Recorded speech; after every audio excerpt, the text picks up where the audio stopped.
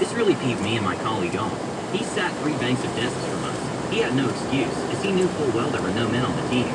My boss even told him to stop putting sir, or he'd have to report it to HR. Still, the P continued doing it, even while under sanctions from HR. I plotted with my boss for a while, a super cool guy, and came up with a plan. Every single request from the D was auto-forwarded to a separate email folder and completely ignored. No acknowledgement whatsoever. I even changed the settings on our auto-reply to never respond to his email address. He liked to breathe down my neck and demand I fix his SH right now at the best of times. So watching that folder quickly fill up with increasingly irate emails really made me smile. It took 2 days before he broke. He came storming over to my desk, red in the face and screeching at me and my boss, who sat next to me, that we'd been ignoring all of his requests and he wanted me fired. I winked at my boss, turned back to him and said, "But I haven't seen any requests from you. Are you sure you sent them?" This enraged him even further. He stomped away, grabbed his laptop and then thrust it in my face, jabbing at the screen, showing 52-cent emails, before opening the original request and yelling that it should have been done 2 days ago. I acted dumb and contrite. "Oh, I'm so sorry. I deleted all those. I saw the Dear Sir at the top and assumed you'd sent it to the wrong department. There are only women on this team, and you were told by HR to address your greetings accordingly, so I didn't realize it was for me." The look on his face was priceless. He spluttered, stammered, and went into a deeper shade of red as I smiled sweetly and asked if there was anything else I could do for him. I got it just fixed my effing problem before he sent back to his desk. All his emails to me after that opened with "Dear Mrs. Bendy Zebra." This guy was ridiculously misogynistic and was annoyed when the one man on our team, bar the boss, left. He'd always gone directly to the guy, as women can't possibly do a man's job like this. I don't want some emotional BS back from them that doesn't work. How a few lines of code can be emotional, I'm not sure, but whatever. I think using sir, even in the face of HR's demands, was his petty way of letting us know he'd stolen men's work, and that we couldn't possibly be any good at it. He really was a total P. Happily, he got fired shortly after. The stupid B went to an important meeting full of a lot of the big bosses, all men bar one. It was hilarious, as he didn't realize that the smartly dressed woman that he just clicked his fingers at while dismissively spouting, "You there, woman, fetch me a coffee. No need to worry your pretty little head about men's work," was actually the most senior IT boss in the room.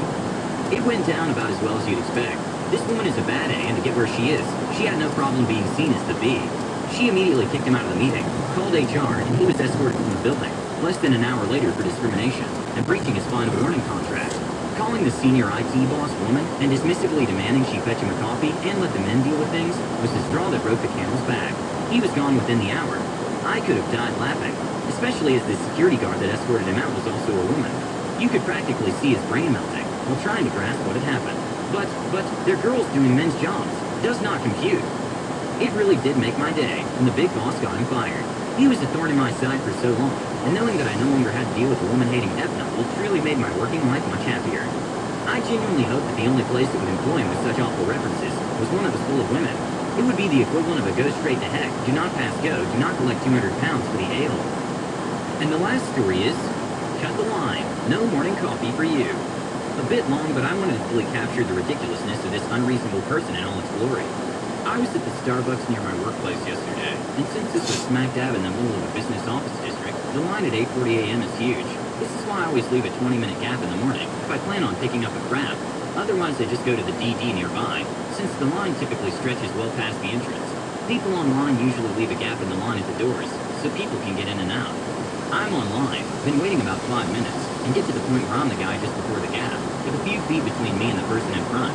In storms uppity Bluetooth office lady, UBOL, chatting away on her wireless headset, proceeds to get in line behind the person in front of me, and cutting me and the people behind me. I figured she didn't notice, so I went up to tap her on the shoulder and politely explain. Me, excuse me, ma'am, but the line doesn't start here. It's back there. Points to the end of the line about 15 people down. UBOL, turning with a look of indignant disbelief that some puny peon would actually dare touch her.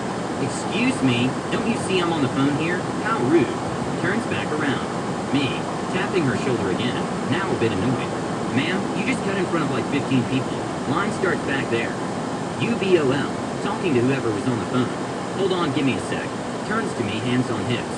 Excuse me, twerp, but I'm in the middle of a very important phone call. I distinctly heard mention of a manicure in our conversation before, and unlike you, I have an actual job I need to get to. Don't touch me again, or I'm going to call the cops on you. Twirls back around in a huff, again talking into her headset. At this point, I'm completely flabbergasted. I quickly thought of a bunch of ways to react, from physically turning her back around and giving her a piece of my mind, to tripping her, to throwing